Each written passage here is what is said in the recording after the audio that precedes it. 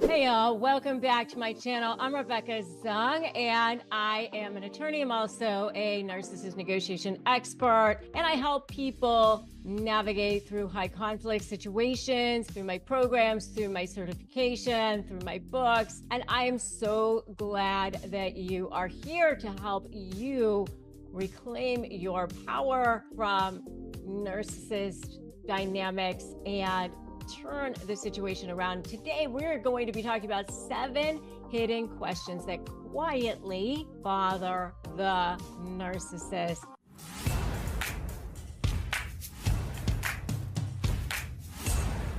And if you're new here, I invite you to subscribe and join our supportive community of empowered individuals.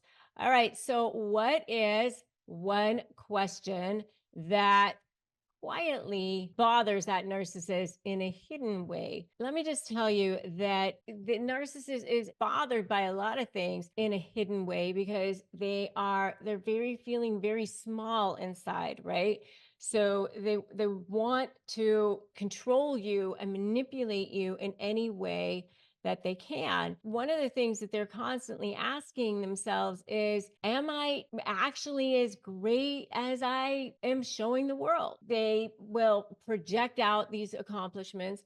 They'll tell everybody that they're so great, but deep down inside, one of the questions that they are asking themselves is, am I actually this exceptional? Am I actually this great? Because they're going to be belittling other people all the time. So as they're belittling others and telling them everybody else how great they are, I've done all of these things and look how amazing I am, they're actually deep down asking themselves, am I truly as exceptional as I project out into the world? That's really what's going on here.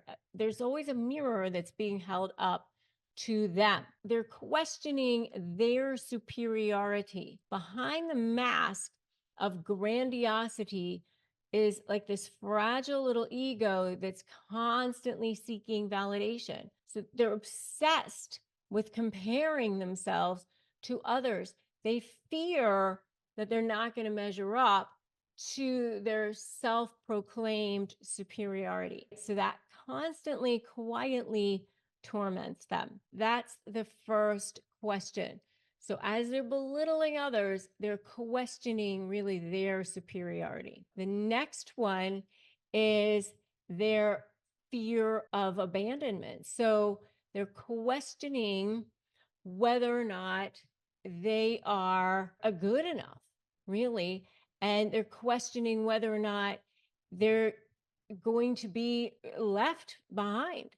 And so they're wondering, do others really look up to me as much as I want them to? They are looking for that validation constantly. Are they going to stick around? Are these people going to be here? They're constantly looking for this. Are you for me or are you against me? Are you with me or are you not? Because they have this fear of abandonment. Behind that facade of confidence lies this irrational fear of abandonment. They cling desperately to relationships, fearing any sign of rejection. And that's why it's, you're either for me or against me, or you're my friend or my enemy. And if you're my enemy, then you become public enemy number 1. And that's why during the discard phase, you see the birth of that smear campaign, because they want to get at you before you can get to them. All right. So fear of abandonment is that second question. Are you admiring me as much as I want you to? It's that fear of abandonment. The next question that really bothers them is, if I expose myself to you, if I trust you with any kind of vulnerability, will you hurt me? We all have that, but narcissists really have that. They don't trust anybody. They really don't trust anybody, especially in romantic situations. They're very, very concerned about, if I show myself to you, will you step on me? Will you hurt me? Will you leave me? And again, that's that fear of abandonment. So will you leave me if I reveal my vulnerabilities to you? That's part of that fear of abandonment. So that's really part of that controlling behavior. As empaths, we feel like sorry for them, or maybe we want that. It ends up not being good. It's not good. Within that fear of abandonment, another question that they have that really quietly bothers them is, can I prevent them from leaving me? It's all fear based. It's all fear based. That's where that manipulation comes from, that control comes from, that need to have power all the time. Instead of trying to have a healthy relationship and expressing these emotions, they think that they have to manipulate everything all the time. They think they have to lie about everything all the time. And unfortunately, it just leads to not having good relationships, and people end up leaving them anyway. Who wants to be in a relationship that's based on lies and manipulation and control? Nobody wants to be in a situation like that. I mean, that's the irony of it all. If they had just been authentic, if they had just been real, if they had just been open, if they had just been in a relationship based on love, then they would have been able to keep the person in the first place. That's the sad part about it all, right? It's so sad. You can put so sad in the comments because it's so sad. But if you're in that kind of situation, you can't stay in a situation like that. You need to seek support. Go join my free private Facebook group, Narcissist Negotiators with Rebecca Zung. Get my free phrases for disarming narcissists, disarmthenarc.com. Do what you need to do to get out, because this is not a sustainable situation for you, because your soul will be sucked dry.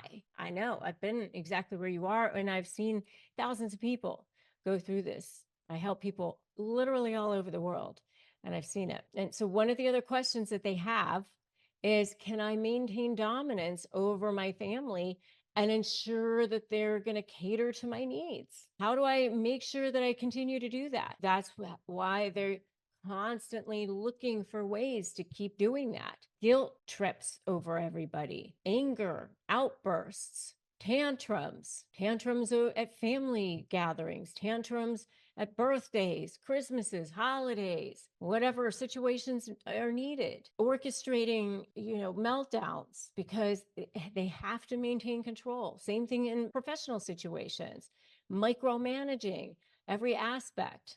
If they're a boss, to maintain authority. It's, can I prevent others from questioning my leadership? They have to seek adoration at all times. They hunger for adoration and admiration, because underneath that big shell is this little tiny person that fears that rejection. It's this black hole that can never be filled. Any little thing they get is just temporary because they have this deep insecurity. Another question that they have is, can I prevent others from questioning my leadership? Because every time they get questioned, it's a slight. You're either for me or against me. And if you're against me, then you're public enemy number one. You're it. That's it. You're done. You're out.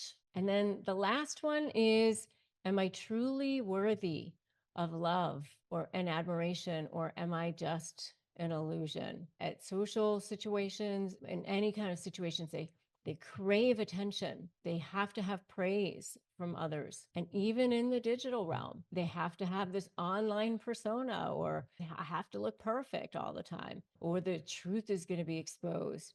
And they have to mask their insecurities, right? They have to be concealed from the world.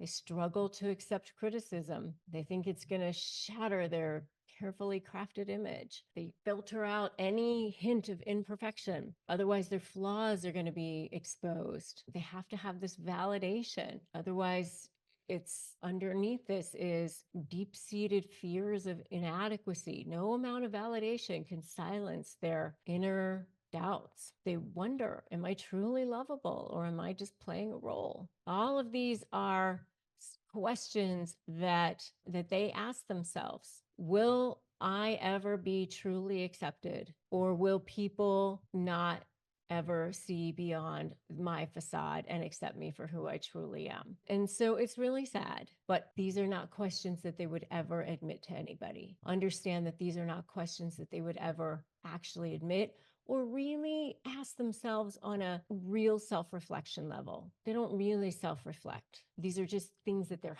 hiding. It's a shame that they have.